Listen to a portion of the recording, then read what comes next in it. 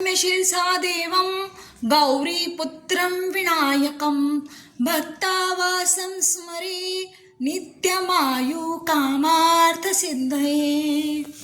प्रथम वक्रतुण्डं च एकदन्तं द्वितीयकं तृतीय कृष्णपिङ्गाक्ष गजवस्त्रं चतुर्थकं लम्बोदरं पञ्चमं च षष्ठं विकटमेव च सप्तं विघ्नराजेन्द्रं धूम्रवर्णं तथाष्टकं नवम भालचन्द्रं च दशं तु विनायकम् एकादशं तु गणपति द्वादशं तु गजाननं द्वादशेतानि नामानि त्रिसन्धय पठेन्द्रः न च विघ्नभयं तस्य सर्वसिद्धिकरं प्रभो।